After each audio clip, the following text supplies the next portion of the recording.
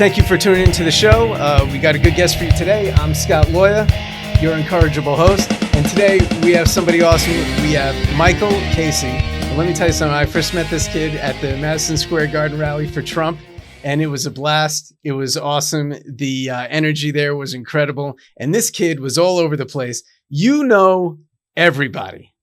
Everybody. I've never seen anything like it. For somebody, a young conservative, coming up in the ranks in politics, I'm like, who is this guy? When you're 50 years old, like I am, and at the end of a rally, what time was it? Like 11 o'clock, 11:30. You just want to get the hell home. You want to go to bed, watch a little TV, decompress. It was an awesome time.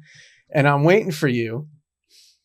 And I'm like, where is this guy? We got to go. Come on. I remember at the very end, you and Kate kept calling me and texting me, and Mark was texting me saying, I was at the very bottom. I was able to sneak down to the front row and everything. And I wanted to see JD and Elon and little X walk out and everything. So I'm like, he's ignoring us.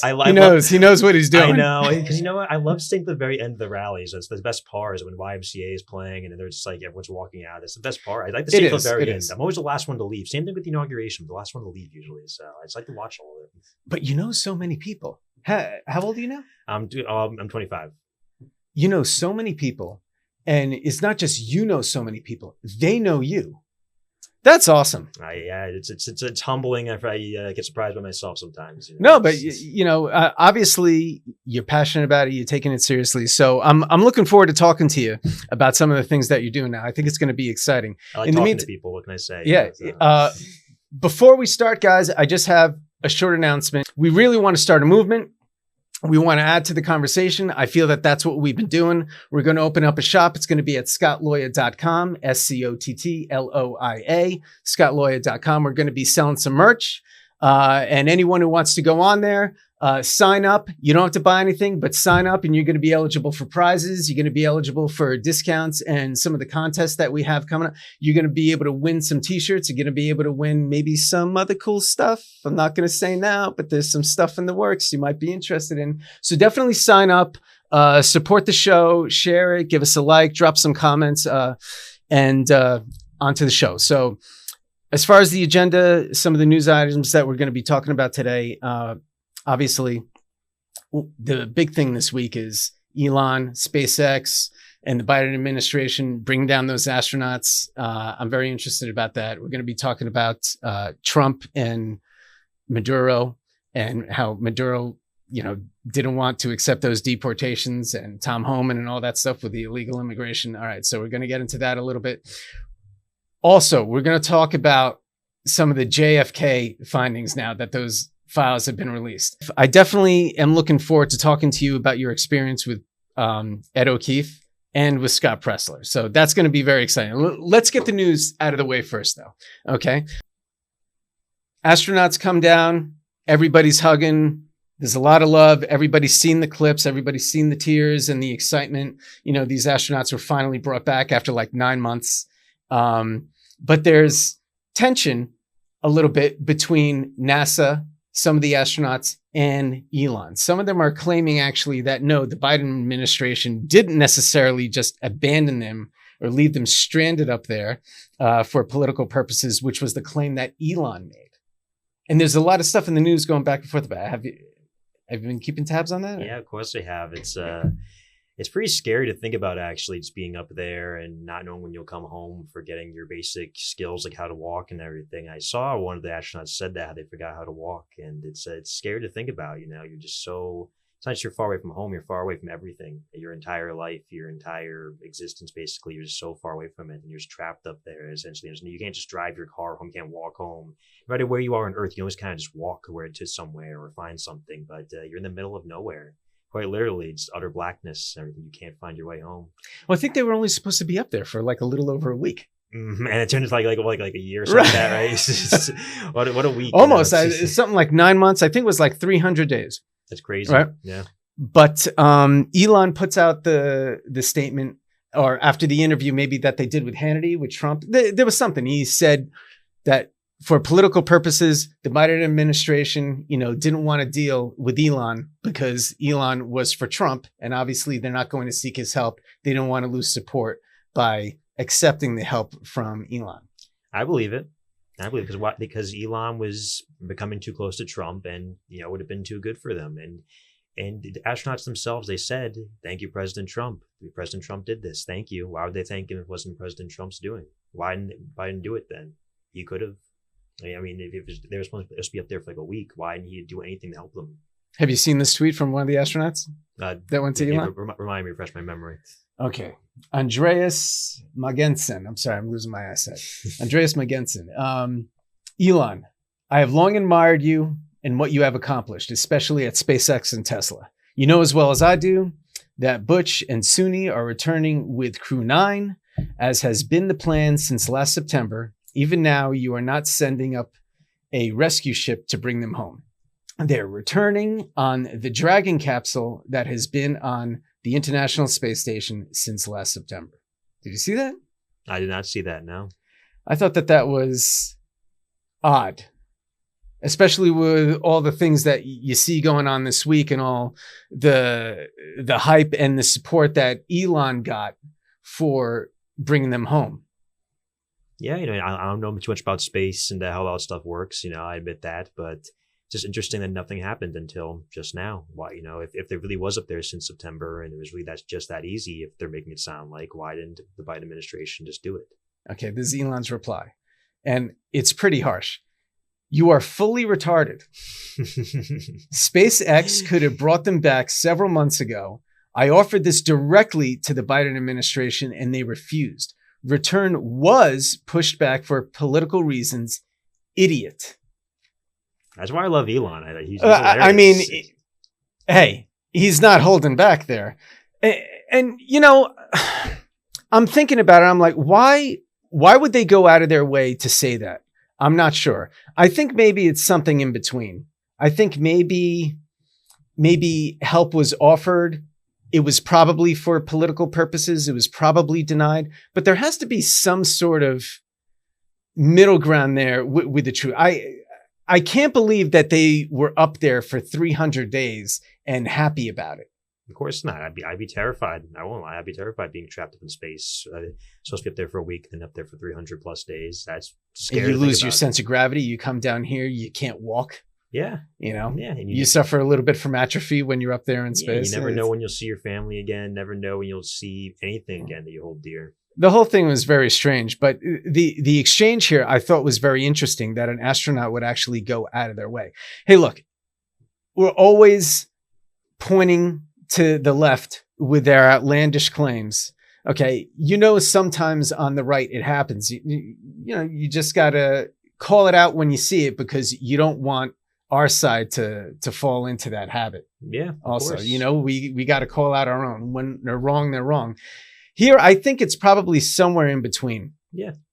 I mean, all I can say is I'm not a scientist, I'm not an astronaut, so I don't know. All I know is, as an outside observer, just an ordinary citizen, ordinary guy in America, where they were up there for 300 days, and Trump's been in there for less than 100 days, and now they're back. They weren't back at any point during Biden's administration, so I just... And the media was silent on it. Exactly, no one cared, and so now it doesn't matter, like Biden can leave them up for 4 years, doesn't matter. Just like now the JFK files, which I know you mentioned, Biden never even considered declassifying them. Same thing with the Epstein files. Everyone holds Trump to a higher standard now, saying, "Oh, that it's 1 hour past the deadline, and he only released an hour late." Yeah, Trump may release them an hour after the deadline or whatever, but at least he released them. Biden did not even imply that he would consider releasing the files. So that's just an example. They hold Trump to such a higher standard. And during the Biden administration, when you think about it, the Biden administration really did nothing. They did a few things, but they did nothing of substance, really. And people just say, like, oh, it's because of this and that and everything. They go jump through hoops to make excuses to why the Biden administration didn't bring back the astronauts, didn't bring back the files, didn't do any of this other stuff. But when Trump does it just slightly past a week or whatever, it's a big deal. Well, you got to go back to the first term that he had. And remember, he said he was going to do it and he didn't do it then. Biden? No, Trump. Which one? During his first term. He also said that he was going to do it and he didn't do it then. We met the astronauts? No. You shifted. To the files. Yeah. You shifted over to the JFK files. Yeah. All right. He said he was going to release them and he didn't release them in his first term. He and there had to be something there, because I'm sure that he saw the stuff, I'm sure that he reviewed it and he's been, briefed on it. Yeah. And he doesn't release it for whatever reason. The files yet that they released? Huh? Have you checked out the files they released yet? I saw some of the stuff. I'm waiting for the drips, I'm waiting because you release it. Now everybody has it. They go through it. They put together what's going on. I think after all these years, 60 plus years, how many culprits could you, possibly equate? You could say, okay, it was probably the CIA. He said he was going to dismantle it, especially after everything that Eisenhower warned him about. And we're going to dismantle the CIA. So it could have been the CIA, could have been LBJ because the LGB had some scandals. Okay. And, who benefits? Russia, Cuba, everything going on with the Cuban Missile Crisis. I mean, there are a lot of people that you could point to. When I scroll through my feed and I'm basically looking for, some of the stuff on the JFK files that have been released and what are the new theories or what is the new evidence that's coming out, everyone all of a sudden now is talking about Mossad and Israel killed JFK. I'm like, what is going on here? After 60 years, that was never something that anybody talked about. And for what? How would they even benefit from that? What would be the purpose? And then you dig even deeper. Oh, well, JFK said something about, the nuclear testing that Ben Gurion was doing and he didn't want him to do it. And Ben Gurion said that he was going to do it. So, I don't know, JFK said this or said that. And all of a sudden, Ben Gurion has to resign. And because Israel didn't like how JFK treated Ben Gurion, they're going to go and kill him. That makes absolutely no sense to me because one person goes, another person comes in, they're the head. I mean, so then again, what's the benefit? He's happy. He's now the head of a country. He benefited. He gets all the fringe benefits of being the prime minister of a country. And, there was no scuffle with him afterward with JFK. So I just don't understand. But I'll tell you one thing. You see a lot of Arabic and you see a lot of Palestinian flag emojis, on these Twitter posts. Or I'm sorry, formerly known as Twitter. It's x.com now. I keep forgetting that. But on these X posts, and I'm new to X, by the way, but I like the freedom of speech thing. So anyway, so there's a lot of that in the feed. I'm just like, this is garbage. This doesn't make any sense to me. They're just injecting it. That's how I feel. I feel like they're injecting it into the conversation. They stir up the controversy. They now get people thinking, and they just feed the red meat to the people who just feel the need that are already on that bandwagon. You know what I mean? They just feed them the red meat and, it gets them riled up. It's just another reason to be mad at Israel. That, being a Jew, that makes me a little upset. And I'm not beyond, or I'm not like the kind of person that would say, oh, you can't criticize Israel. If you criticize Israel, that's anti-Semitic. No, it's not. No, it's not. Okay, I'm not that guy. I'm not that guy who's going to cry racist, because I don't have any other argument. That's what liberal pussies do. I'm not that. I'm not that. You can criticize the government and completely separate, disconnect the people from the government, just like in Iran. Okay, in Iran, you have some bad people who are controlling that country or are in control, and the people in that country in general are very good people, right? So even though I am pro-Israel, I'm willing to have that discussion with people who say may not like, or it's their interpretation, their perspective that Israel is doing something wrong in Gaza. But I know we're getting a little off the rails here, but to go back to the JFK files, for me to inject that stuff into the findings, I just find absolutely ridiculous. Was there any mention of Israel in the files that were released that you know of? Not that I know of, and not that I've seen. And I concede, I haven't really dug deep. Yeah, it's a lie. You have to run it through AI to kind of scan through and everything. I believe it is. Yeah, you can't really kind of search, certain terms and everything. I know a lot of people were complaining, but you're looking at handwritten documents from like 60 plus years ago, so you can't really just click Control F and search certain terms in there. It's I really haven't read every single document. I'd still be at home. 80,000 pages is a lot. Yeah, well, and they did several. 80,000 was just the first drop, and they did a second drop later that night around midnight. And they did a third drop, I think. But I think they're and can you even believe it? Like, let's pull back, okay? Say you are CIA, and it was you. These people. You're part of the crew within the CIA that orchestrated all this. All right. You got to cover your tracks. Why are there files? Why are there even files? If there are files, can you even trust that? That's why I think it doesn't make any sense. That's why I think we haven't seen a lot of the Epstein files. I think a lot of them. I think the Trump administration came in with the good faith and good intentions, but I think I don't know. A possibility is that the Epstein files don't exist anymore, and at least not in the sense that we believe they do. Right. The Epstein files may all be destroyed for all we know. Pam Bondi and Kash Patel and President Trump may have came in there expecting all the files to be in there, ready to go, just declassify them, unredact them, and just send them out. But who knows? They could open up the vault in the FBI, and they all could have been destroyed. We don't know.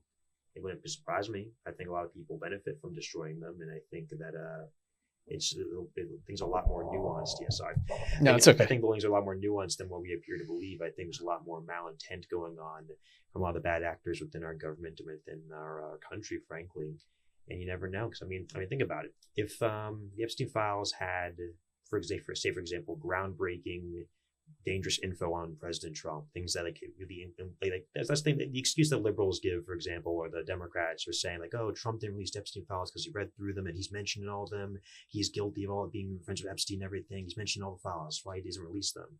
Well, okay, if he was not mentioned in if he was mentioned in the files, why didn't the Biden administration and the Kamala Harris administration, why didn't they go through them, find all the documents that mention Trump on there that implicate him, make him so guilty and everything, and they show he's a real predator and everything? Why didn't they declassify those files and release them and cost Trump the election? The answer is because Trump did nothing wrong with Epstein.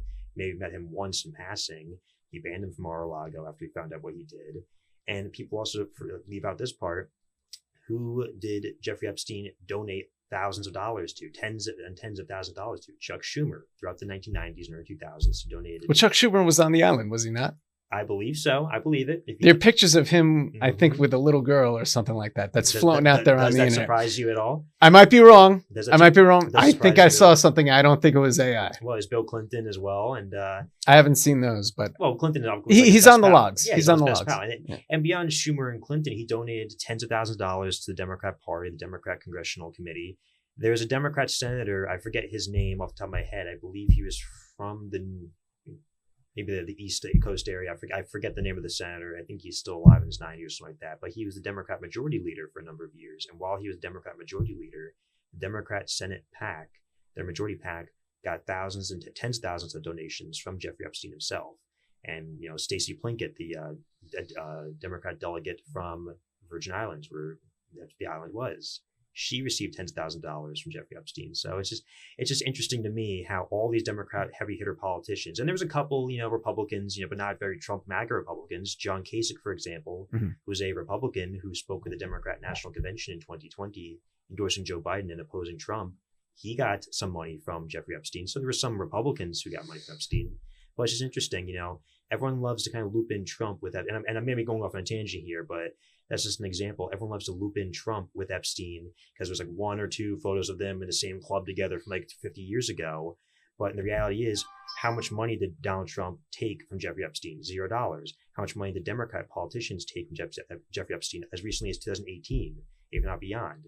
A lot, tens and tens of thousands of dollars, probably over $100,000 at this point. So it's just interesting to me who would benefit from the files being released and who would go down the most. I think Donald Trump wants the files released if they still exist. But unfortunately, same thing with maybe some of the JFK files. Well, they have a lot of logs. They do have a lot of logs from the flights, who went to the island, who didn't go to the island. But does that implicate them? Is that the thing? Well, does that implicate them? Well, that's the thing. I think we know deep down that it does, but I don't necessarily think so. I think the island is a trap.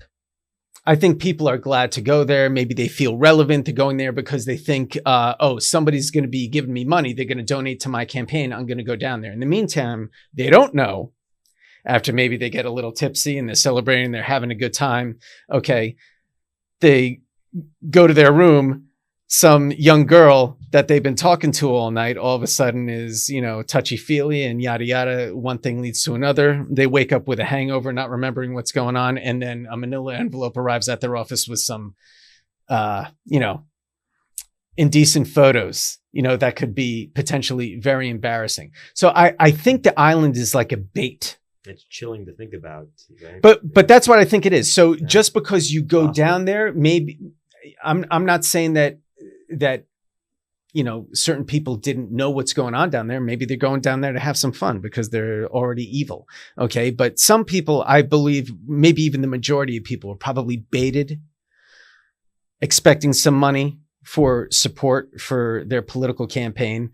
And, if you're a decent person, politics too, it goes to business and actors, whatever. Yeah, exactly. Not limited to politics, but if you're not like such a good person and you're down with some of that stuff, then you get yourself into trouble. Okay. But if you're a good person and you can tell this girl is a little too young, what's going on here? Thank you, but no thank you. There are plenty of people who could have been on that island and then just left, possibly not even accepting the donation. Who knows? But everybody eventually knew that this guy is a bad guy. What's going down there is bad. You don't want to get entangled with somebody like that. I believe that Trump booed him from his club. Yeah, he banned him from the club because apparently, and this is what I was read several times over from several articles, is that he caught Jeffrey Epstein hitting on the young daughter of... Keep talking, looking. He caught Jeffrey Epstein hitting on one of the young daughters of a club member. And as a result, he was a minor, I believe, at the time. And so he banned him from Mar-a-Lago, from the club. It's interesting. Trump was one of the first people to allow minorities into his club. And he also was one of the first to ban Jeffrey Epstein from his club. So it's just interesting, the character they put on Donald Trump. And but in reality, the opposite is always true. I mean, who took money from him? The Democrats. Who banned him from his club? Donald Trump. I mean, look at New Mexico, for example. New Mexico, no one talks about this. New Mexico, a while back, ruled that the Attorney General, I believe, made a ruling that, or whatever, like a decision that Jeffrey Epstein didn't have to file as a sex offender in the state. That Jeffrey Epstein what? Did not have to file as a sex offender in the state. This was many years. This was in the early 2000s, I believe. But that Attorney General, who was a Democrat, along with the governor, who was a Democrat, and several other state politicians and local politicians in New Mexico who were Democrats, all took money from one particular person, Jeffrey Epstein. It took thousands of dollars in their campaigns. I think maybe even the U.S. Senator or the attempted U.S. Senator took money from him. And so it's just funny how Jeffrey Epstein, no one talks about this. He didn't have to register as a sex offender in that one state that was controlled by Democrats at the time. And all those Democrats who were ruling in his favor or deciding in his favor all took political contributions from him. Isn't that a little interesting to you? No one talks about it. And that's why the files are one thing, but there's public information out there that people overlook. Right. You know what? When they have something, they have something. When they don't have something, they don't have something. Sometimes they don't have anything. They make shit up. It's all over the place. I said the same thing when they were going after Trump with the IRS stuff. He doesn't pay his taxes and this and that. Well, if it was true, bring the receipts. But they never brought the receipts. And they can't bring the receipts with the Epstein stuff on Trump either. So it is lame duck stuff. But I don't know. We'll see where that goes. I don't think there's so many people that could potentially be implicated in that stuff. You hadn't seen it now. And we're only focusing on Epstein and JFK. There's also the Martin Luther King Jr. files. Now there's the P. Diddy shit. The RFK Sr. files, the 9/11 files. There's so many different files that President Trump is committed to releasing. Martin Luther King. I believe, that's what I said. I think Martin Luther King actually, he partially released some documents with the JFK files. Apparently now he's next on deck now. And they released some files pertaining to James Earl Ray and some other things. People don't talk about the MLK assassination enough. I mean, the government literally, and this has been confirmed, sent him a letter encouraging him to commit suicide. And that's been confirmed as like real. And they're like, oh yeah, well, we did it. Who cares? And we're just supposed to sit down and just kind of say, okay, that happened. And I was taught that in school, in college. Actually, my professor talked about that casually. If it's like whatever. I mean, I'm not even just reading conspiracy theory. This is what I was shown and taught in community college in Bergen No, they County, taunted him. They taunted him. Yeah, but why are we supposed to just like not ask any further questions about anything? Like anything else we ask about in pertaining to JFK or RFK or anything that happens is just labeled a conspiracy theory, including the Trump assassination attempt. It's all conspiracy theories. But if the government themselves are literally admitting this about MLK, who wasn't even an office holder, he was just an activist. What else are we supposed to like? Are we supposed to not ask any other questions? Okay, you did this. Are we supposed to expect you're saints the rest of the time and during the period and even now? Yeah. It's our right it's our duty as citizens, frankly, and beyond our right. It's our duty to ask the questions and to look at these files and to decide for ourselves. We don't have to look at them. We don't have to like them. We don't have to read them, but we have the right to read them if they're declassified, and we should have the right to make our own determinations as to what happened. Absolutely, 100%. I agree with you. The people have a right to know and make their own determination. Very well said. My thing is just, whatever information is being given to us, you can't just take things at face value. You can't accept information from the enemy, especially, the government. Yeah. Not saying that the government is the enemy, but maybe not currently right now. Right. But you got to know that you can't trust them. Of course. You can't trust them. And it's from experience. They took the citizens for granted. They fed them a bunch of bullshit over and over and over again to get the people to do what they wanted. And now the jig is up. Mm-hmm. That's it. So just remember, people, remember. Yeah, everything has to be vetted. Yeah, people have to look at everything from every angle. I mean, right. Even with JFK, there's a lot of angles that people don't talk about. Like, for example, the E. Howard Hunt confession. I don't know if you know about that. Do you know about that? No.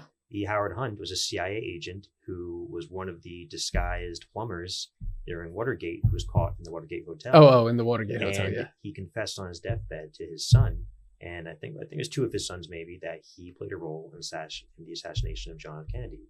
And what happened was this is all alleged. This is he could have been lying. This all could have been a conspiracy. Right. But he was speculated for many years to have been one of the three tramps. There was three homeless, they're kind of decrepit-looking guys, or tramps as they used to call them back in the day, that were caught outside the Texas School Book Depository. They were photographed being talked to by police and everything, being escorted away by police. One of them, according to many theorists, looks just like E. Howard Hunt, who had also, around the same time, a few years later during Watergate, went in disguise as a plumber and brought down a president. So this guy, who was part of the CIA, who played a role in bringing down Nixon, he wasn't going to assassinate him, but he character assassinated him. Sure. He confessed on his deathbed. He was not just some random guy off the street. He was a CIA agent. He confessed on his deathbed to his sons that he played a role. He was already speculated to be having involvement in wearing a disguise, which he's already known to do. That's something that people should look into. I'm not saying it's real. It could all be bogus. Yeah, who knows? Who knows? But that's something that people should look at. It's an angle people should look at. Right. If it's information that's put out there, it's a new perspective. You gotta vet it. Yeah, I don't assume that something like that is just completely a lie, conspiracy theory. Nor do I assume it's true. It could all not be true, but also could be 100% real. The same thing with Buzz Aldrin saying we never went to the moon. He said that? Yeah, really? I think he was at some school and talking to some first grade class or whatever it was in elementary school, and some one of the kids asked him, I think it was a little girl, asked him what it was like on the moon, or something about the moon. He goes, we never went to the moon. Really? It's there. It's on YouTube. And he's been recorded saying that more than once. And so what are your thoughts on that? I don't know. I don't know. Because deep down, as an American and somebody who has a lot of pride in country, that was one of the huge milestones that really, set us apart from everybody else. Were you alive when it happened? I was not alive when it happened. I'm not that old. You're a young I'm guy. not that old, you son of a bitch. That's why I asked. That was 74. Okay. So that was 5 years before me. 5 years before Scott Loia. That was the dark time. That was the dark times. Right. Before we were around. So 5 BSL. Yeah, exactly. 5 BSL. Exactly. Yeah. I never really fully subscribed to the moon landing was fake theory. Again, I look at everything from every angle, but I always feel like that was propagated by a lot of people who just want to demean and denigrate American excellence and everything, saying that there's no way America could have done that. And look, I look at everything from every angle. I don't completely debunk everything because I don't know. But I just feel like a lot of the actors who are not actors in literal sense, but a lot of the people who are acting in that faith to discredit the moon landing are doing so just to denigrate American excellence, American pride. America, people don't realize, or like they don't want to realize, has done probably some of the most revolutionary things in this country, in the history of the world, frankly, not the country's history, the world's history. And that was, for me, the pinnacle. Yep. And who knows, maybe we'll be the first ones to reach Mars too, as Elon was saying. That would be incredible. The other day, he said he wants to put up to 1 million people on Mars, build a whole civilization up there in the next 20 to 30 years. Well, we got the robot there, whatever it was, the drone or some, land crawler. And that's why, not to go off another tangent, that's why I love President Trump, because he knows America is so powerful and so great, and he knows that we hold all the chips. And other countries that try to self-aggrandize, like Ukraine, like Denmark with Greenland now, like Panama with the Panama Canal, they puff their chests out and say, "Oh no, you can't do this," and "Oh no, I'm Denmark, I'm Panama, you can't screw around with us. I'm Ukraine, I demand this money." And Trump goes, "Wait a minute, guys, hang on. We're the most powerful, most amazing country in the world. The entire world relies on us for everything except for a select few. We should be the ones calling the shots. We shouldn't just be taking all these punches and then giving out all of our money and just taking all this like good little boys and just say like, okay, sorry, Panama, here you go. Here's our money. Keep the Panama Canal. Sorry, Denmark, you guys are so strong." No, Denmark and Panama, like, it wouldn't even be like a war or a conflict with them if we just, took these territories and reclaimed them for ourselves. We should have never given it up. They owe us. Think about how much money we give Denmark, particularly through NATO. They owe us. It's reparations at that point. Okay, like, we're taking Greenland. Okay, like, sorry, but we've given you however many hundreds of billions of dollars throughout the past few decades. Okay, I think we need some money back now. Not even hundreds of millions, hundreds of billions. Yeah, billions, what I meant to say. Yeah. And same thing with Ukraine. Like, we give all this money to Ukraine, and what benefit have we gotten from that?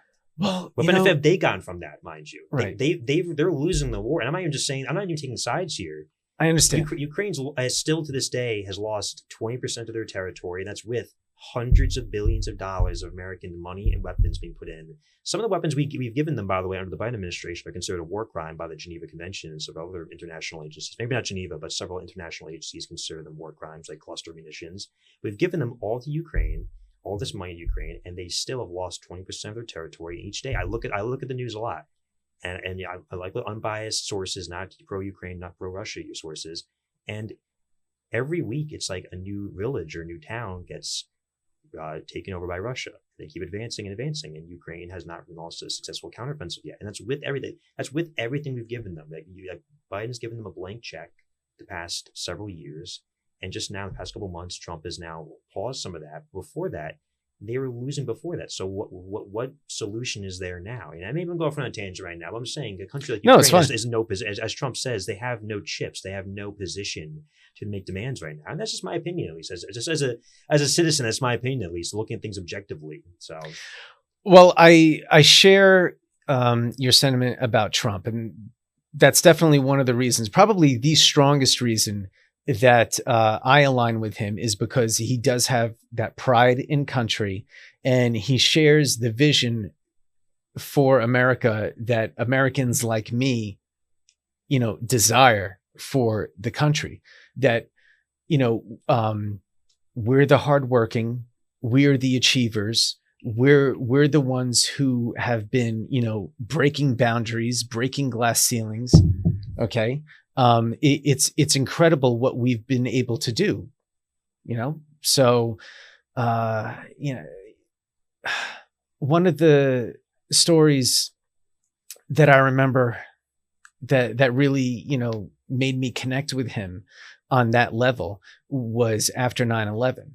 And he was one of the first ones that came out and said, It's unacceptable. No. We're going to build it exactly the way it was. We can't let them, do that to us and tear it down, or build it exactly the way it was, even one story higher. It's like I'm so glad you that mentality. Yeah, I'm so glad you mentioned that, because that's a story no one talks about. He was, before the Freedom Tower was built, I'm sure you remember, he proposed building a second World Trade Center. He bid on it exactly the same way it was. I loved it. Yeah. Yeah, and maybe like it didn't happen. It was just a proposal. The Freedom it's Tower still private property. It's not up to him. It was proposed, but that's just an example. The Freedom Tower is great now. Don't get me wrong, and the memorials there are great. But that's just an example. He said, build the exact same thing, let's make it bigger and greater. And maybe it was feasible with the property permits. Who knows? But that he wants the best for America. It's just the power of positivity. It really the blood pumping through his veins is just, true red, white, and blue, the American spirit. It's like me. It's like you. It's like everybody else that was at Madison Square Garden with us. It's like, that's what we want to see. That's the leader that we want. Okay. We have power. That's great. We have to leverage it when people are trying to take advantage of it. But on the flip side, when our friends and our allies, they need our assistance, then we're also able to assist with them. And that's the power of America. That's what's great about America. It shouldn't be demonized when, we do these things and we're so successful at them. Okay. We shouldn't be demonized for it. And, you can bring that down to an individual level also. When somebody's very successful in business, they shouldn't be demonized for having a lot of money. Okay. Somebody who's very rich, somebody who's very wealthy, and they have means, somebody like Trump. Okay. Now, because he has means, he's able to do a lot of good things for a lot of people, able to provide a lot of jobs. People shouldn't be demonized just because they're successful, and that should go for a country as well. So, yeah, definitely. I'm totally with you. We're on the same frequency. Well, a lot of wealthy people are not demonized. It's only when they say the wrong things when they're demonized. Like someone like George Soros or Michael Bloomberg or Tom Steyer, the big Democrat mega donors who funded, Bernie Sanders and all these other like Democrats who claim to be against the rich.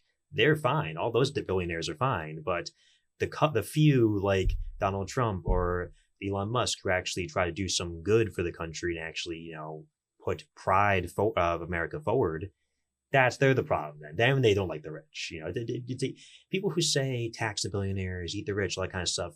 They secretly love the rich. They just like the rich that agree with them and fund what they support.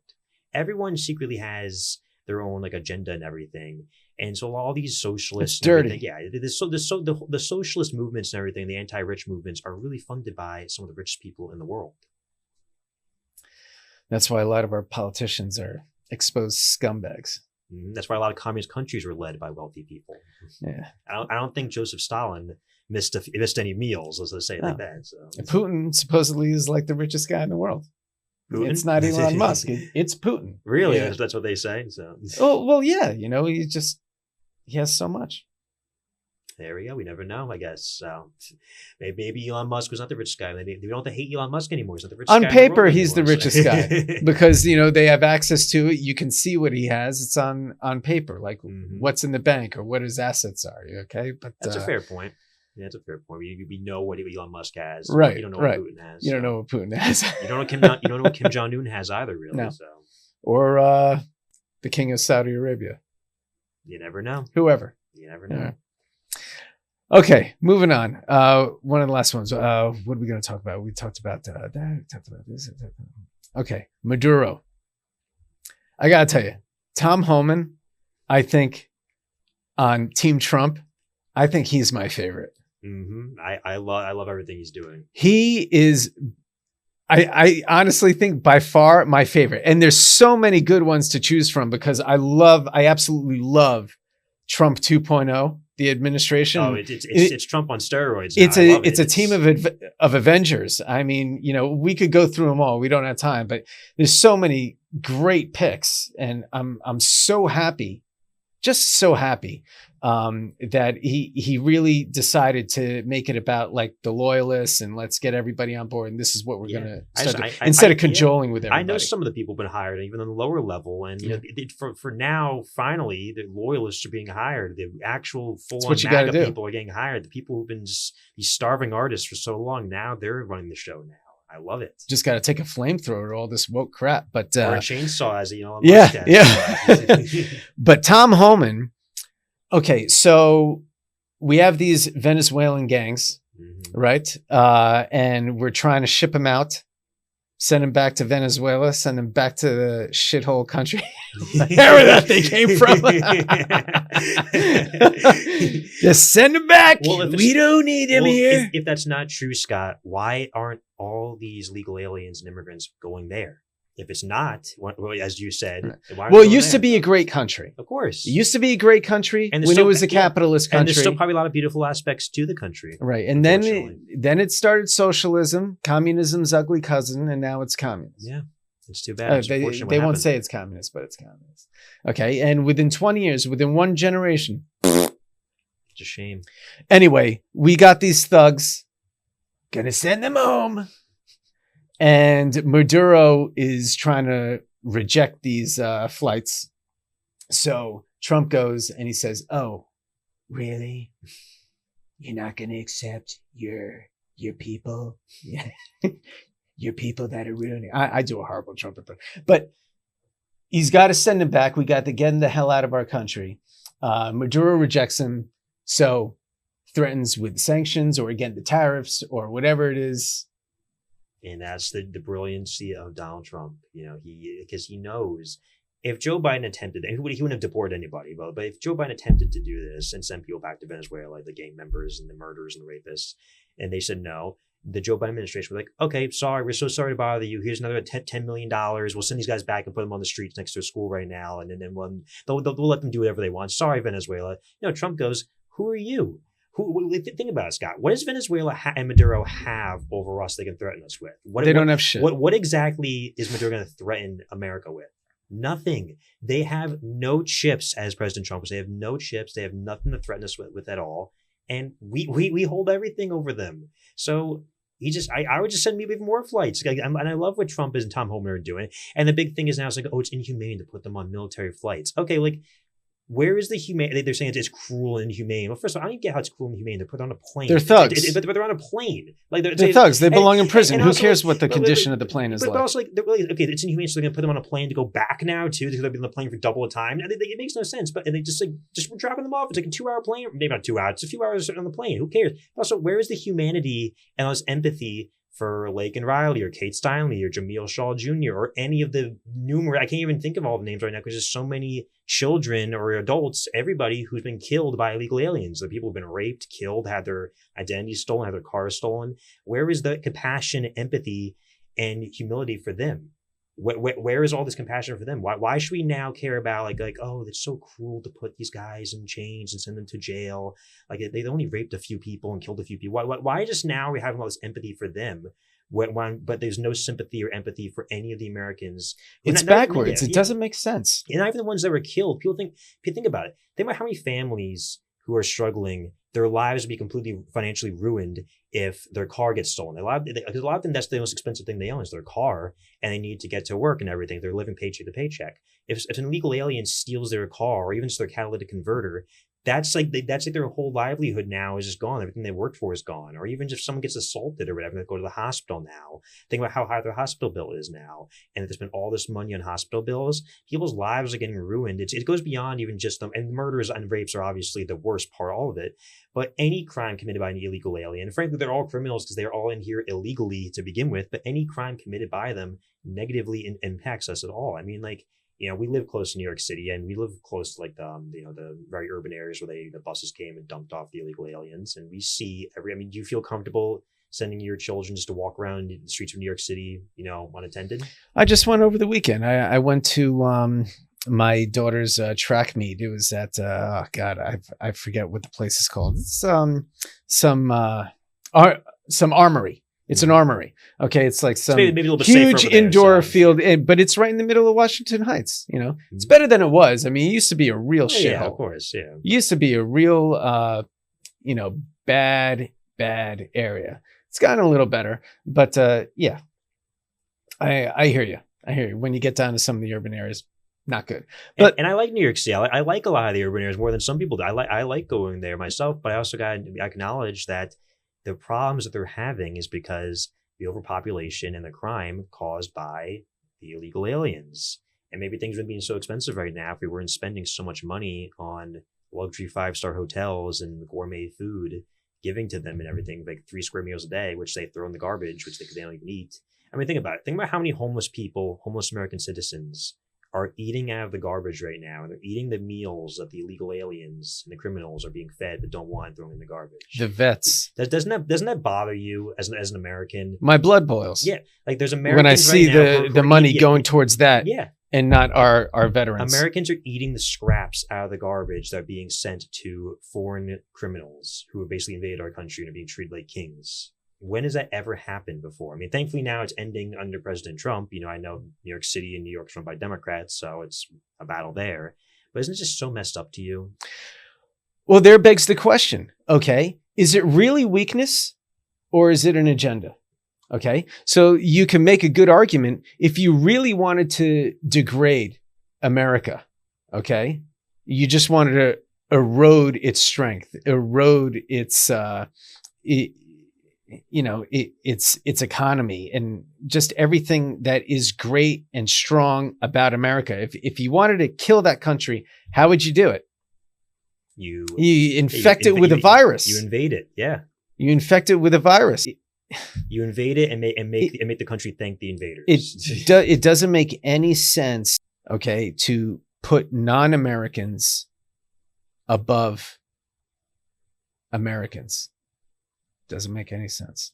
And no other country in the world does that. I mean, think about it. What other country in the world would do that? Would they do that? We can't cross into their border. We can't cross their border into their country. We can't do that. Yeah, and I was reading a story not too long ago about a gentleman who went to Japan, and he was there legally, and he was a average white guy and everything, and you have to make it racial, but he was an average white guy in Japan. Obviously, he was in the minority there. And he went to a bar and they didn't let him in. They said, "Stop!" It says, like, this bar is for Japanese only, no non-Japanese allowed, and everything. Oh, really? Yeah, and he wasn't let it. And that's how strict some of these countries are. We're nowhere near. I'm not saying that's right. I'm not saying that's right, but that's how strict some of these countries are. And that's how other countries treat people. We're so compassionate to people from all around the world. People don't realize how good they have it. Exactly. I mean, if all these other countries were not, what you said, I don't want to.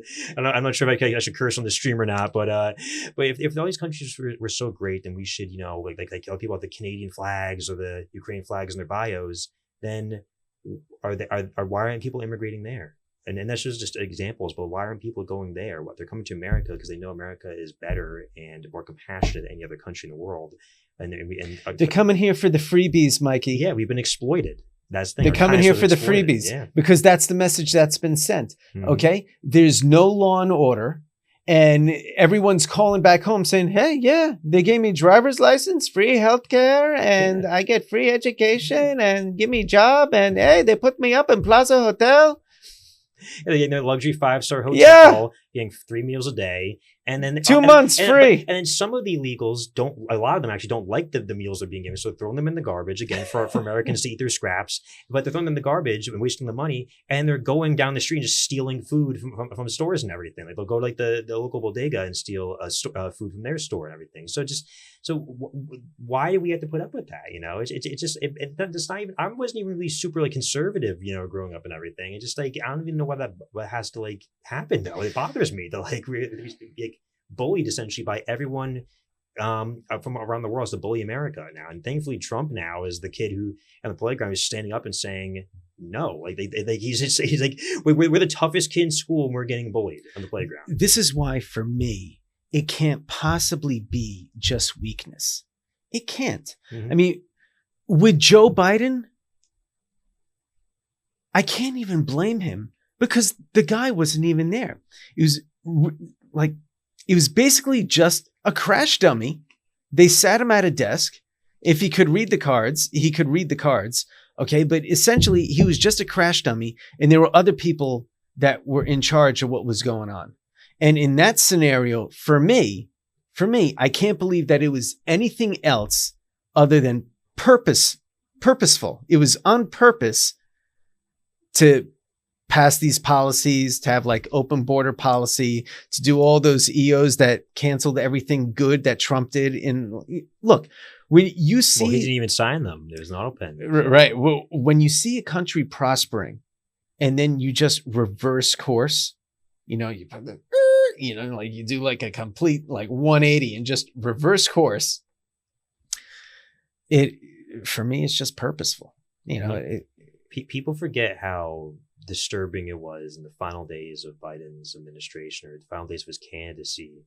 I mean, he really was just betrayed at every corner and everything. In a sense, you could feel a little bit. I don't feel too much sympathy for him. You can feel a little bit of sympathy though for him, because he really was betrayed. And essentially, I think that he was awoken in that sense in those final weeks of his candidacy, when he was still the candidate for president, when every single congressman and governor and senator was betraying him, and Kamala was betraying him, nowhere to be found. You really got to see just how weak of a president he was, and how he was not in control of his own destiny. I think that was an awakening moment for him. And, he brought Hunter in to kind of like, you noticed Hunter was around the White House a lot during that time, and Joe Biden was around a lot, because all he could trust at that point was his wife and his son. And obviously Hunter is like a, very scummy guy. I don't like him. And I think it's terrible that he was involved, but I don't blame him for being involved, because think about it. Like who else can you trust at that point? He essentially realized in that moment, he was not, and never really was, the president.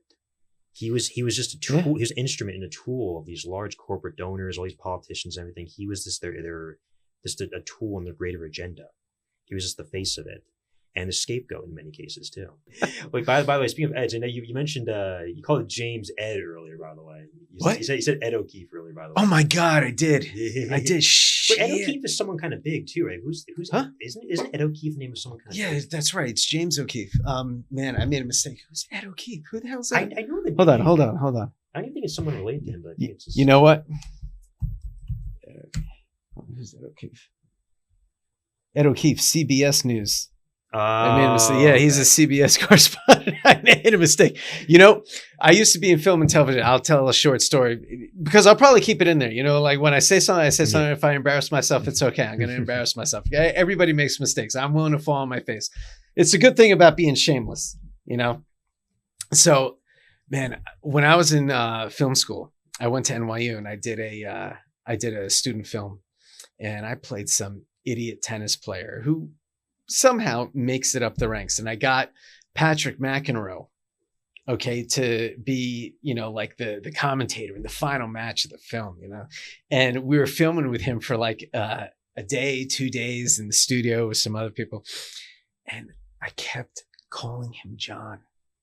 Like John, and you start to sweat and you start to get nervous. And I was beside myself, it's like, and he took me aside. And he goes, "Don't worry about it. I get it." He goes, "Don't worry about it." I was like, "Thank you, man." Because I was so embarrassed. The last thing you want to do is get somebody's name wrong, especially after you've been with them with so many hours. But sometimes, it's like you make a mistake, and because you made that mistake, you keep making it again. That ever happen to you? That happened to me on that day, and oh my God, I was your mind at that point. Oh my, yeah, it was like a mind trick, and it just, oh my God, it was the worst. I hated it. That was messed up, but he was very gracious about it. He was very gracious. That made me feel comfortable. So, James, sorry. I won't tell. So. Well, it's going to be out there. So, but anyway, you know what? Good segue into working with James. How'd you even get that job? Did you go for it? It's a long story how I first came into contact with James O'Keefe. Actually, I first met him like over 3 years ago, back at CPAC in 2022. And, okay. I first met him, and then I've met him a couple times throughout the years and everything. Like I was always the kind of guy who James ran into. It's like just like you said earlier. I guess I just know a lot of people. I guess I always would run into him at the most very random places. And he got to the point where we kind of remembered each other a little bit, and how I first really got close with him. His chief of staff, his wife is running for a school board in Bergen County, and a couple of years ago, like 2023, she asked me to help her out with the campaign and everything, and I helped her with a few things, got her set with the paperwork and all that stuff, and helped her with a few things with her campaign here and there. She was very new to the political world, so I helped her out. And I got acquainted with her husband, who worked for James at the time, and it still does actually. And I get to know the two of them very well. Come into contact with James. We got James to do. I was able to through them. I was able to contact and I got James to do a fundraiser for the BCRO, the Bergen GOP at the time, over in Alpine. We had a very nice event over there. Jack Chiarelli came. It was a very nice event. And James came and spoke and everything, and I was able to broker that, and I think the kind of showed some intuition, I guess, whatever you call it. And I just kept encountering him. I saw him at CPAC 3 times in a row. I saw him at his birthday party. I went to his birthday party in the city and everything. But my first time seeing him DJ, actually, he's very good. I'll tell you some stories in a minute. I saw that. I know you've seen it in the videos of my social media. When I was looking it up before the show, I saw that, like, some of his Instagram that he DJs. He's so good, and he has his own board. He has his own set. He is so good.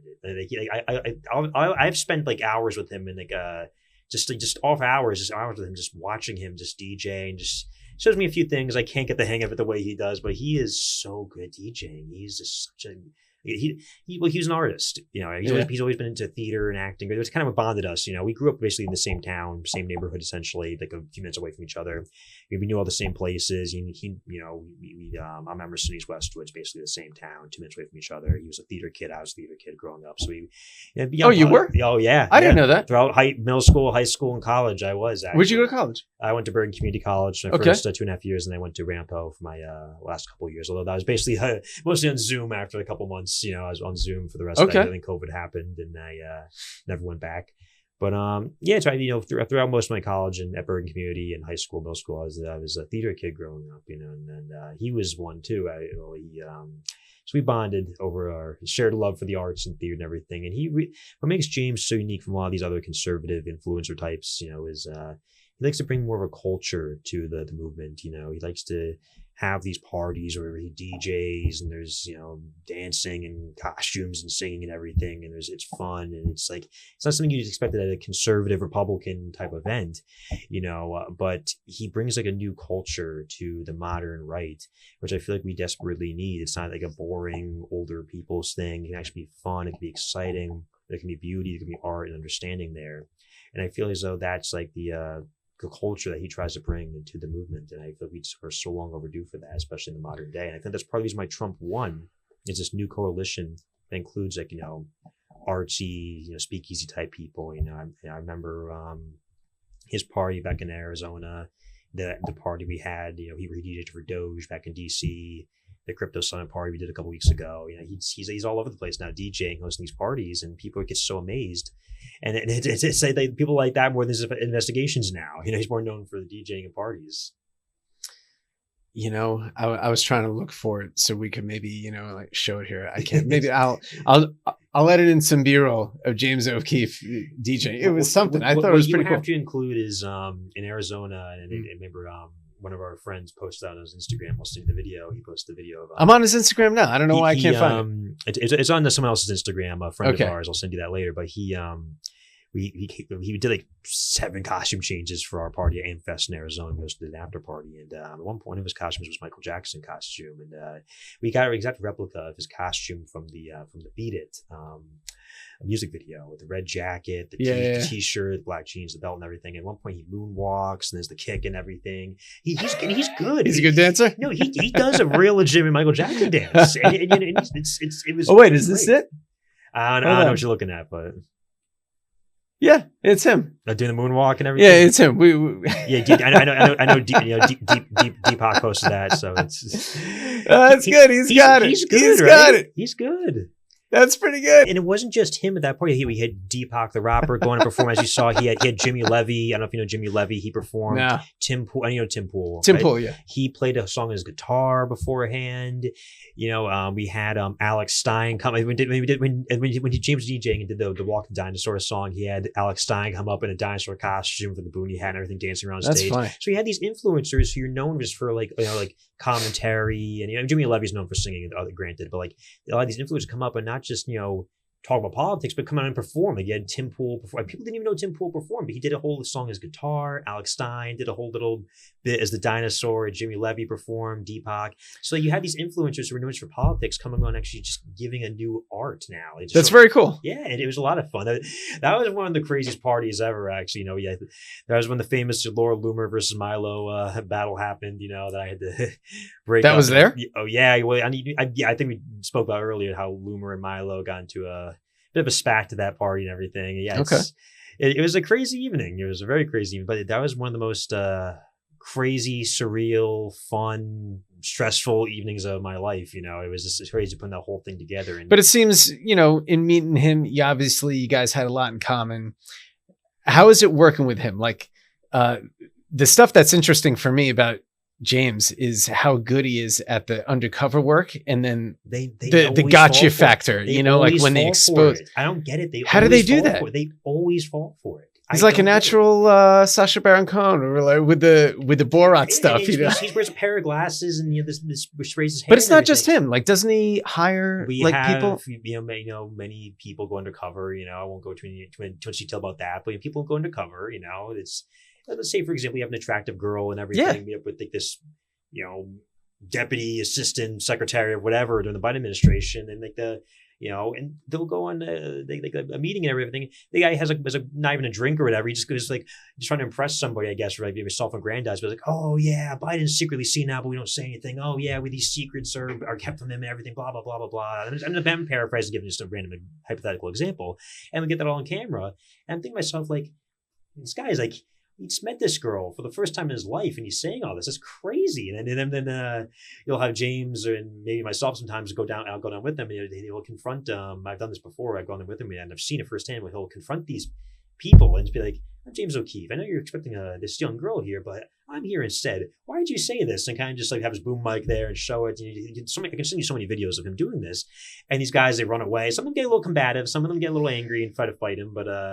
And it's not even just governments. It's people who work in corporate world and everything. I'm sure you've seen our State Farm that came out recently. It's crazy how these people are just so quick to just spill their guts out, and they don't know they're on camera, but they're just a stranger essentially. And James said the best thing in one of the videos he released. He said to one of the guys he was confronting, you're lucky it was me and not a spy from China who was getting all this, because it was that easy to get information out. Think about it. Like, any of these foreign countries can do this. And some of the excuse you always get. I remember one of the first stories that really kind of really kind of hit me was the Pfizer story and everything.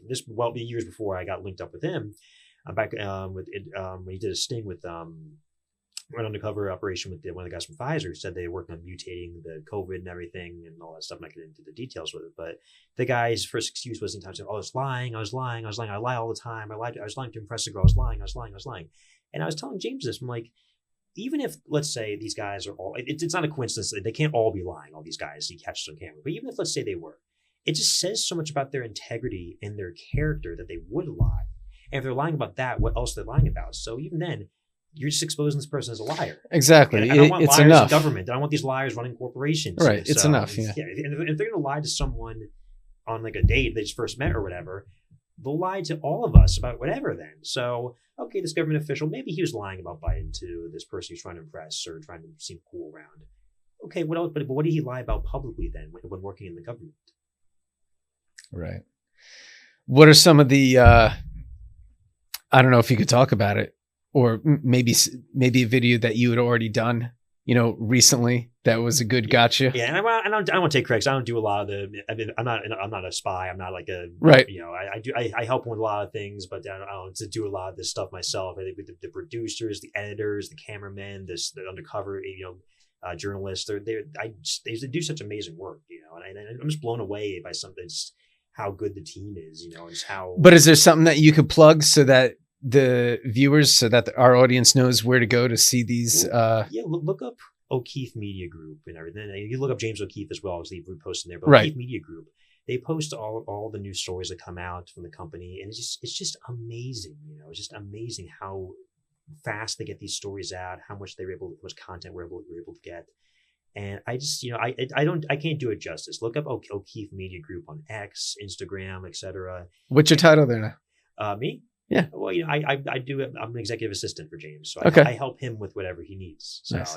I'm not a journalist. I'm not, you know, maybe I enjoy the journalistic field and everything. I studied media, but I'm not like a producer, you know, and I got you. That kind of stuff. But all right.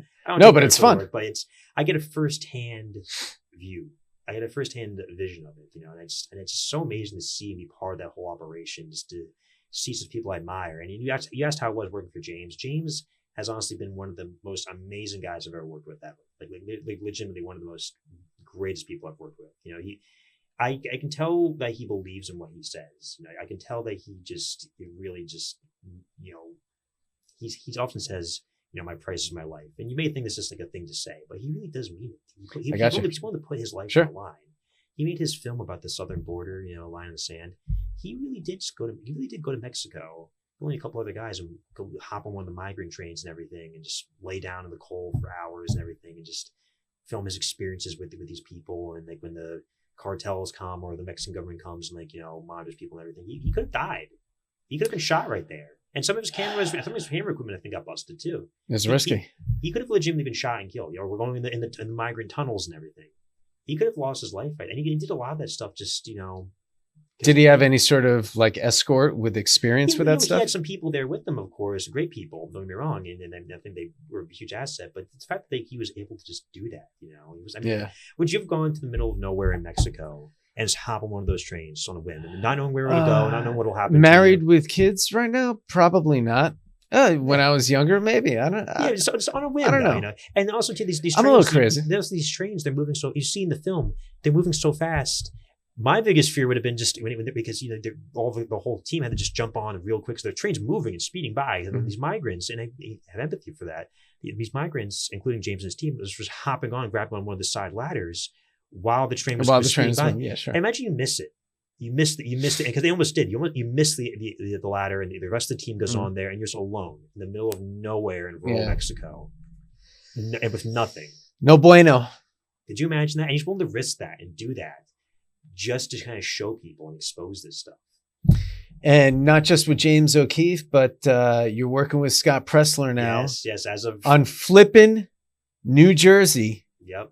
We're going to flip New Jersey. I really believe we're going to do it this time. I thought we were going to do it last time. I thought we had it in the bag. And I was very upset that they called New Jersey during the past election on November 5th when everyone's watching the TV. I'm like, why are they calling it? It's only 3% in. Why are they calling it? Yeah. Why are they doing that? I give CNN some credit, actually. CNN actually took their time, actually. Same with New York Times. Everyone was texting me all like dooming about New Jersey. I'm like, what are you watching? It's like Fox. I'm like, oh, and I said, Fox is great. That was their first ones to call it the election for Trump. They're realistic about it. But like, that's the one thing I criticized Fox for that night. It was like they called New Jersey so quick. A few other stations or outlets took their time. I couldn't believe it. I mean, especially when we won Passaic. Mm-hmm. We won Passaic. How does that happen? Yeah. I mean, when was the last time that happened? It wasn't even close. It was 3 points. And the city of That's nuts. In the city of Passaic, which is 74% Hispanic and 12% African American, and that city. Even when Chris Christie was in the height of his popularity, when he won the state in 2013 by 60% of the vote, more than 60% of the vote, and when Passaic and Bergen and the landslides, you remember when Christie was in the height of his popularity, right? Yeah. Sandy. Even he lost that city convincingly when he ran. Trump won it by like 4 or 5 points. And it's 74% Hispanic and like 12% African American. We've been making great strides.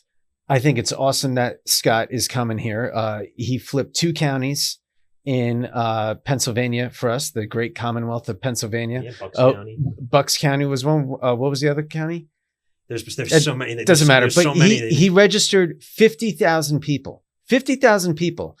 And now What? Elon's given him what? Like $1 million? Yeah, so Elon was an early investor in early vote action. There's some other people, Yeah. and he's got earlyvoteaction.com. We want everybody to go to earlyvoteaction.com. We want everybody to sign up. We want everybody to help in this fight, to organize and get people registered to vote Republican in New Jersey, because we were at 47%. We can push this state over.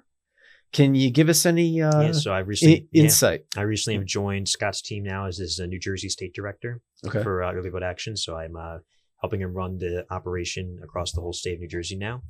And this is something that's never been done in New Jersey before. He's putting boots on. He's hiring people, putting people on the ground. That's what we need. That, it's not going to cost the governor candidate anything. It's not going to cost the state GOP anything. This is a separate PAC coming in from the outside, putting people on. Like in the GOP and the governor campaign, they can only put so many people in place. They can only hire so many staffers, only have so much money. This now is just building an auxiliary help now. They're getting out, and this is just the beginning. I mean, you see the RNC had the national chairman of the RNC come down to Morris County. The co-chair of the RNC came to Union County. There's outside help now that's coming in. And just to talk about early vote action, it's more than just the voter registration too. I remember last year, I was focused on New Jersey last year, so I wasn't really in Pennsylvania. I was worried, like, maybe they need to see one more guy. I think Sky had a handle and looking at the results now. But I told Sky, I made like 10, 12 calls a day. I use the Trump Talks app or whatever. I make some calls to Pennsylvania, call the local propensity Republicans, remind them to vote and everything. And that's why I started telling Scott's been a friend of mine for not you, the other Scott Presler's been a friend of mine for like 7 or 8 years now. I've known him first met back in 2018. He's been a very good friend of mine. And I didn't know that. I didn't know that you knew him. Yeah. He's been a friend of mine. I remember we were back in the early Trump days and everything, when we first met. And then he only had a small following back then, only like 700,000 or 800,000 followers. Now he's like at 5 million across social media platforms now. But that's the joke I make often now, is just like, he only had a small 800,000, Now it's huge now. 800,000 is a lot. I know, but I first met him back then. I told him to make some calls, and I'll give you one example of what these guys do. One of the guys I called, this guy, very old man, in his late 80s, early 90s, bedridden, sick, and he lives somewhere in Lehigh, Pennsylvania. Bedridden, sick, can't get out of bed. He's, very old, but he supports Trump. He wants to vote for Trump. And, what can you do? He can't leave his house. He can't do anything. What are you going to do? So I contact Scott. I tell him the story. I give him the guy's information, his address, his phone number, his name. He connects it to one of his people in the field on the ground that he hired through early vote action in Pennsylvania. That person goes to that man's house and makes contact with him beforehand. His house with a vote by mail application form. He has the guy filled out there by his bedside, takes it to the county office, gets the vote by mail ballot, has the ballot brought to the guy's house. The guy fills out the ballot right there. He makes sure everything is good. He votes for President Trump and the rest of the Republicans. And they bring that ballot back and put it in the drop box or the county office, wherever you bring it in Pennsylvania. And that's a vote that we would have never gotten. That means in the grand scheme of things, it's one vote, right? But in a close election, everything counts. Yes, that's just one example. That vote, if someone didn't call that voter, and if Scott's people didn't have a person on the ground there who was paid full time, not even just a volunteer, who had the incentive to pay, that's his job. He didn't have to drop everything and just volunteer to go do it, because people were busy, they have work or whatever. This guy was a staffer whose job was to do this. He went and got that vote.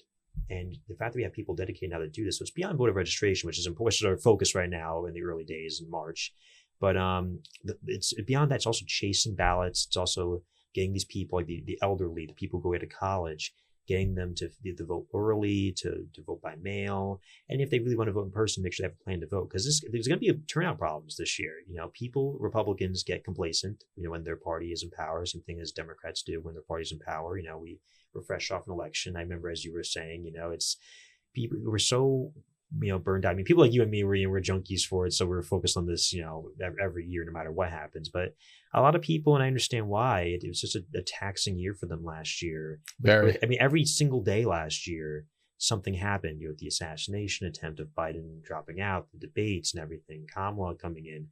And it was a very historic, unique year last year. People are justifiably burnt out now and don't want to think about politics. That was the day before my birthday. Yeah, well, the election. Yeah. The election? No. When he got shot, I was supposed to have a birthday party, and I was like, "Man, that was close. That party might have been canceled." You had the Trump Lives party. I was watching it live. I watched it live. I was on. Yeah. I was on a Twitter space, and I had also on the because we were discussing the Trump rally and everything. And Catherine texted me because I was getting ready for the party, because it was the next day, and I was like, "Oh my god." Yeah, I was on I was so angry. And then I also had it on my TV live too and everything we talked about it. And it was on the TV live. And I saw it. I thought like he tripped and fell or something at first. And I was like, they have a Biden moment. Oh no, the media's going to rip him to shreds for this. But I'm like, wait a minute.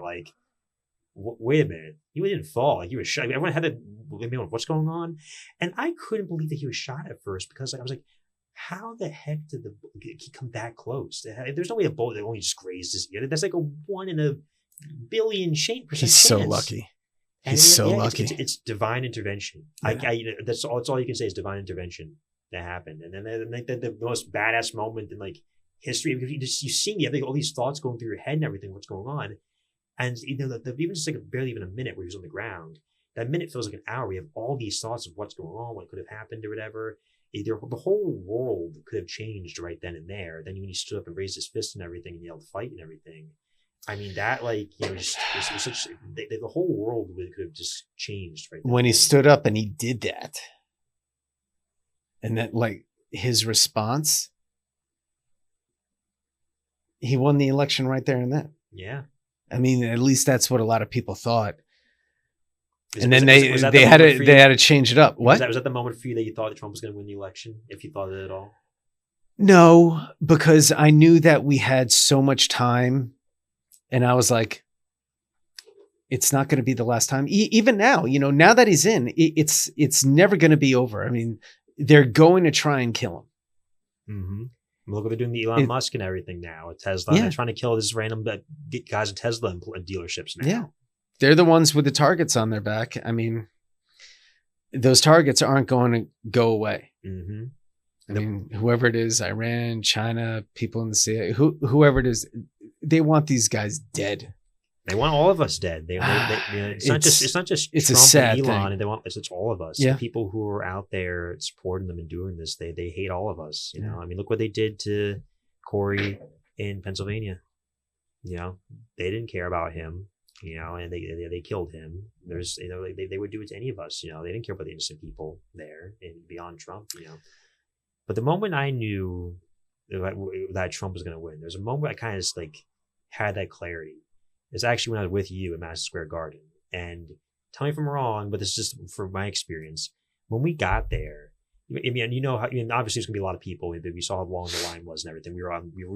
We hopped. I think you and I hopped around the line more than a few times. I think we probably cut line more than we should have, but it was still pretty cool. But despite all the people, not only was all the people there, it was the fact that there was really no protesters there in the heart of New York City, the most liberal part of the entire country. Right. This stereotype is New York City liberal. All the liberals, the urban area. You thought there'd be BLM, Antifa, all these protesters there. They had it in the beginning, in 2015.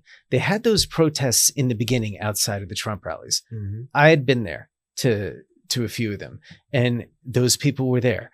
But once you saw on television, the Trumpers, they wouldn't accept it anymore. They would haul those guys out, and the agitators, they really weren't having an effect. They just quit.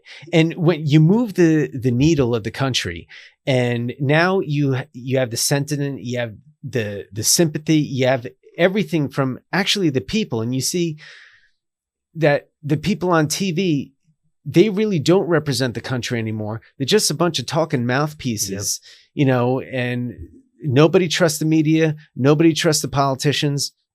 It was basically in Trump we trust. And he captures the will of the people, and people hop on board and they get it. Oh, everything was fake. The vaccine crap, like we were talking about, they fell for it. And all the other stuff, the Russian collusion never came to fruition, whether it's a sexual allegation, whether it's Russia, all the stuff. They didn't have that. 2 scoops of ice cream. Yeah, they didn't, everything. They didn't have it the second time around. Okay. They had it the first time and they tried to squash him. Then the second time around, now that stuff has gone away and was proven to not be true and they lost all their credibility, then what do? Because now he has the truth on his side. He's like, you lied about this. You lied about that. Now look what you did to the country. The country's gone to shit. I was right. You were wrong. And I'm not going away.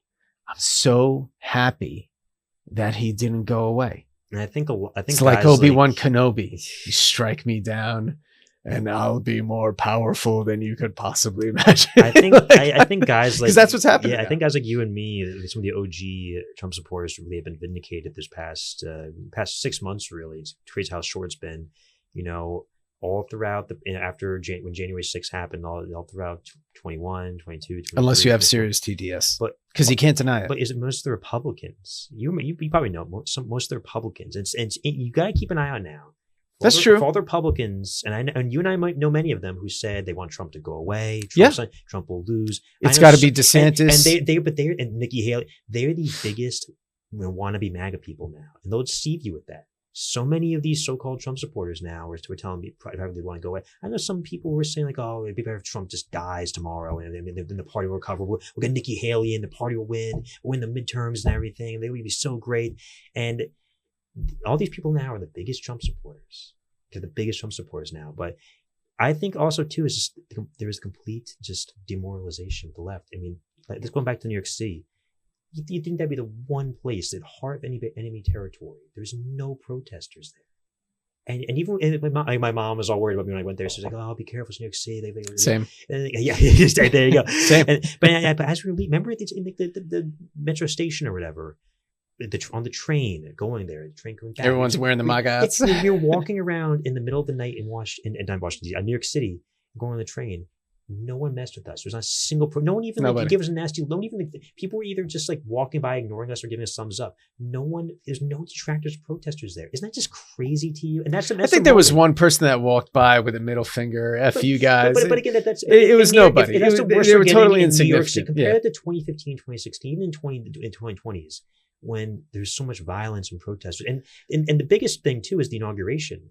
When I was there at the inauguration, there was like one or two like young people on my age who were there with a megaphone. That was, and I wasn't at the first inauguration. I don't know if you were. No, I was not.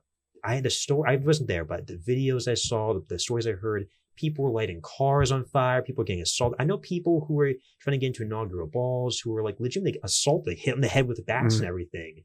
And the people who were seriously, they attacked and left bloodied and beat. People who couldn't even go into the event.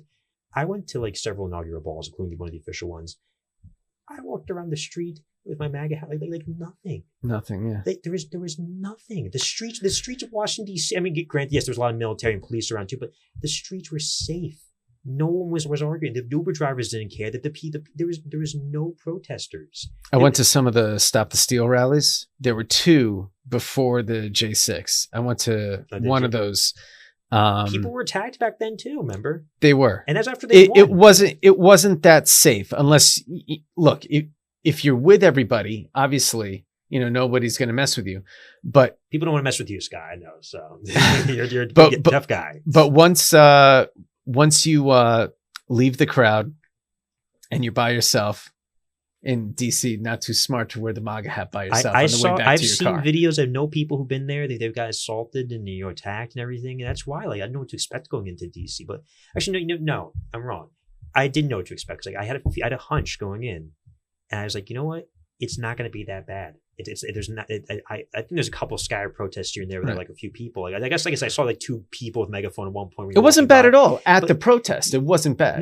But there really wasn't even a protest. It was a couple of people here and there holding up a sign or having a megaphone. But that was compared to the thousands of people in 2017 or even 2020 during Stop the Steal who were attacking people, had all these little mini armies. There were tens of thousands. There were, hey, look, at J6 there were 250,000 people there. Those Stop the Steal rallies, they were huge. No, but I mean the other side, not our people. The other side? Yeah.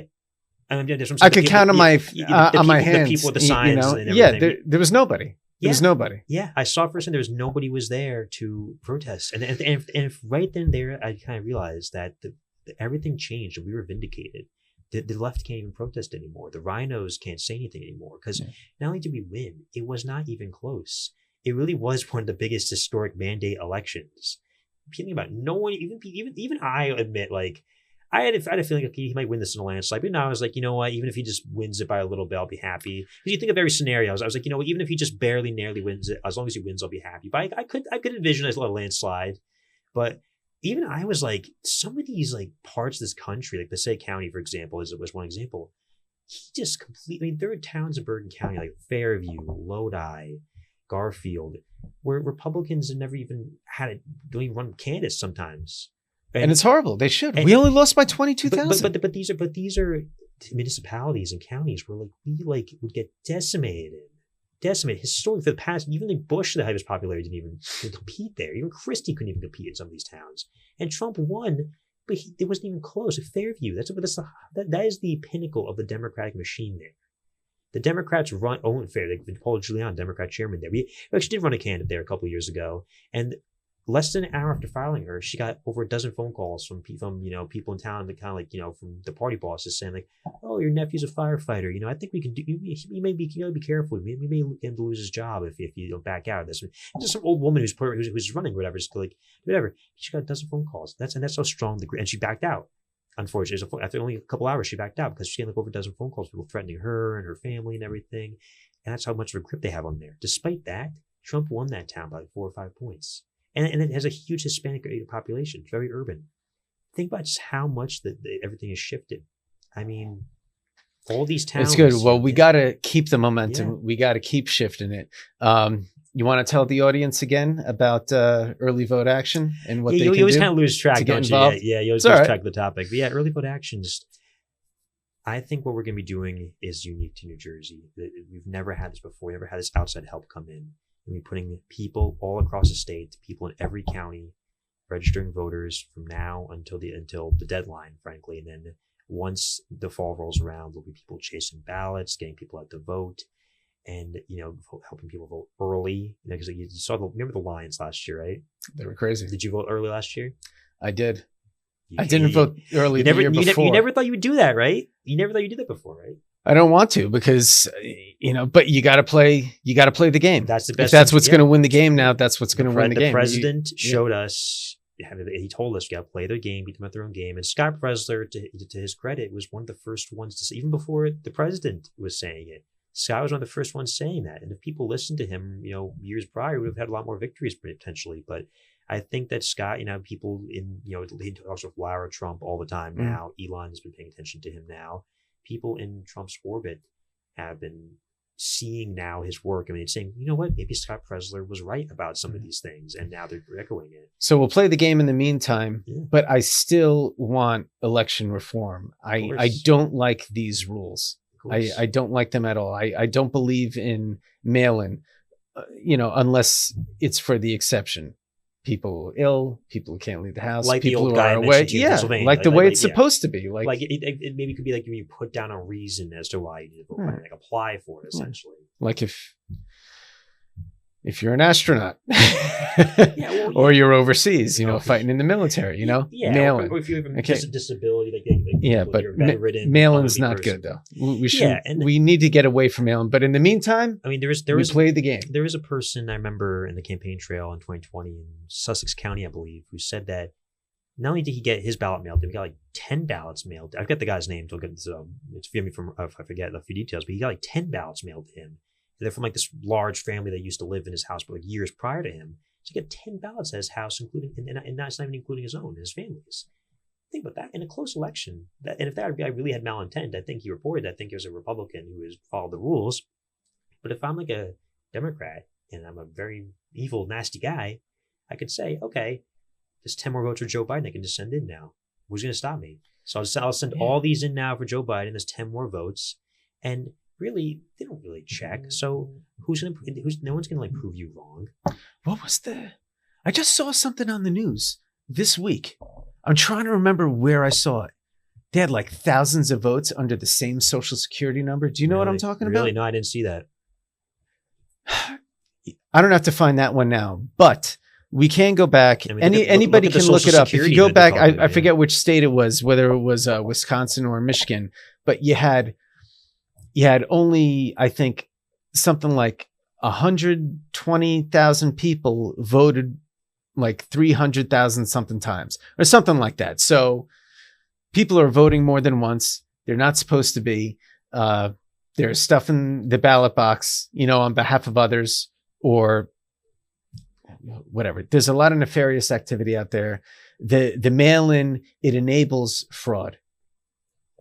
I don't like it. But if that's the game that they're going to play, that's the game that they're going to play. All voting, it has potential for fraud too. And that's why you need voter ID. I mean, think about it. What's to say that, you and I have a conversation, tomorrow, right before the election, you say, you know what? I don't like any of these candidates, Mike. I'm not going to vote. I'm done. I'm not going to vote on this election. I'm going to stay home. So I'm like, okay, all right. I'm going to go into Franklin Lakes at the voting location. I'm just going to say I'm Scott Loia. Sorry if I said your name wrong, Scott Loia. And I'm going to go in, sign the book with his name, to say I'm him. They can't check my ID, no proof. So I'll sign the book as him. They're not allowed. And I was going to vote. I was going to vote. Yeah. Realistically, you can't necessarily. Well, I guess you can prove it saying you can't vote, but you're a conspiracy theorist by saying that. But realistically, who's stopping me from doing it? Nobody. And the excuse is, oh well, people recognize their neighbors. Like, yeah, not everyone recognizes. Not all the poll workers know who everybody is in town. So I can just go and do that. They can't check my ID. It's not right. There's no safeguards. It's horrible, and something's got to be done about it. But I'm giving these extreme examples, but you have to think of these extreme examples because I've seen, and I'm sure you have too. There's been elections federally, locally, statewide that have been decided by 1 or 2 or 3 votes occasionally. Yeah. There was an election not too long ago, back in 2021 in Maywood. There was a runoff for it, of course, but it was tied. Both candidates, even after a recount, got the same number of votes. And so one extra person, or even just one person voting illegally, could have changed the whole outcome in that. One person is the swing vote. If I lived in that town and that scenario happened where you and I voted illegally, that whole election for the council seat there would have happened because someone voted illegally. Well, look, thanks for everything that you're doing. Thanks for being active. We're expecting great things from you. I'm sure we're going to have you on again and you're going to be able to tell us some more stories, but I'm really looking forward to that experience or the other experiences that you're going to have. And I'm really looking forward to everything that you're going to be doing with Scott Presler. And I wish you the best of luck. To everybody else that's watching, thank you so much for tuning in. We really appreciate your support. Remember, go to scottloia.com. SCOTTLOIA. We're going to have some merch there. It's coming up. Store's not open yet, but definitely check it out. Please sign up. Please subscribe. Tell your friends, tell your grandparents, tell your parents, your pets, everybody. Just get them signed up and support the channel, support the show. And we'll see you on the next one. Thank you very much, Michael. Thank you. Appreciate it.